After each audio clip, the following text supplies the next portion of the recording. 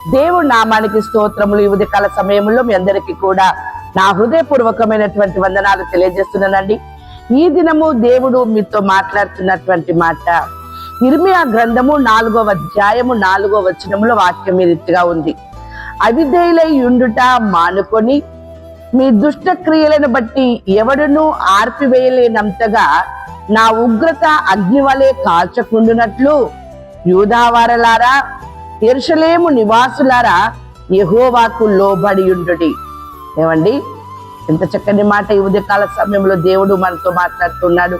అవిధేయులై ఉండుట మానుకొని మీ దుష్ట క్రియలను బట్టి ఎవడిని కూడా ఆర్పవేయలేనంతగా నా ఉగ్రత అగ్ని వలె కాల్చకుండునట్లు యూదావారలారా, యెరూషలేము నివాసులారా అన్నాడు కదా. అక్కడ మిమ్మల్ని పెట్టుకోండి, మీ ఇంటి పేరును పెట్టుకోండి, మీ కుటుంబాన్ని పెట్టుకోండి. అక్కడ యెహోవాకి లోబడుడి.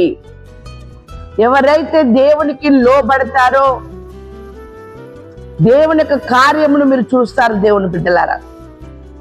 అంతేకాదు వాక్యం సెలవిస్తోంది రోమీలకు రాసిన పత్రిక 2వ అధ్యాయము 8వ వచనములో, సత్యమునకు లోబడక దుర్నీతికి లోబడు వారి మీదికి దేవుని ఉగ్రతయు రౌద్రమును వచ్చును. దుష్కార్యము చేయు ప్రతి మనుషుని ఆత్మకు శ్రమయు వేదనయు కలుగును. దేవుని బిడ్డలారా, సత్యం అనగా వాక్యము, వాక్యం అనగా దేవుడు. వాక్యానికి లోబడండి, దేవునికి లోబడండి. దుర్నీతికి లోబడక వాక్యానికి మీరు లోబడ్డప్పుడు దేవుని ఎదురు నుండి వచ్చే ఉగ్రత నుండి మీరు తప్పింపబడతారు. వాక్యమునకు లోబడక దుర్నీతికి, చెడు మార్గానికి, చెడు ఆలోచనకి, చెడు పనులకి, చెడు తలంపులకి మీరు లోబడినట్లయితే మీ పైకి, మీ కుటుంబం పైకి దేవుని ఉగ్రత వస్తుంది.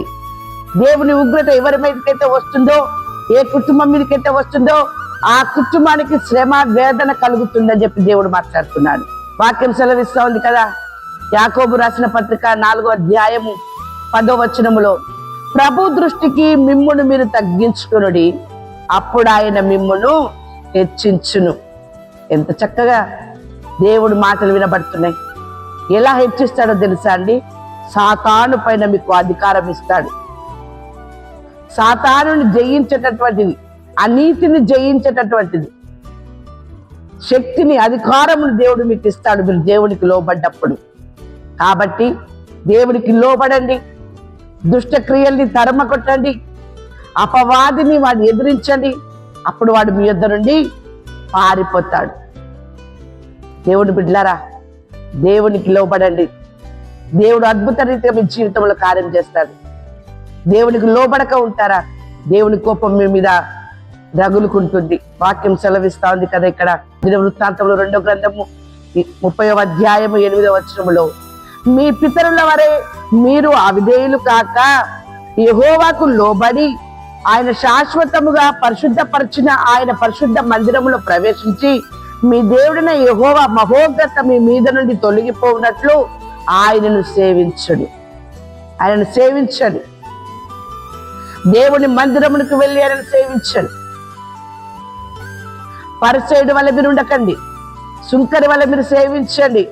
అయ్యా పాపినైనా ఆకాశము తట్టు తలెత్తకూడప్పుడు నాకు అర్హత లేదు, ధైర్యము లేదని మీకు మీరు తగ్గించుకొని దేవునికి లోబడి మీరు ప్రార్థన చేయండి. మీ పాపమును విడిచిపెట్టండి, మీ పాపమును మీరు ఒప్పుకొనండి.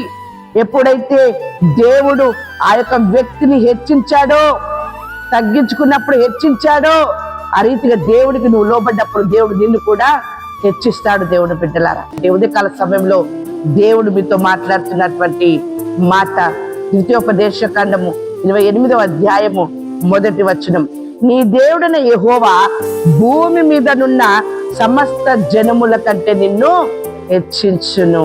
అవును దేవుని బిడ్డలారా, నువ్వు దేవునికి లోబడక దుర్నీతికి లోబడతావా, నీ పైకి, నీ కుటుంబం పైకి శ్రమ వేదన వస్తుంది. నువ్వు దేవుడికి లోబడతావా, దేవుడు నిన్ను, నీ కుటుంబాన్ని హెచ్చింపజేయును గాక. ఆమేన్.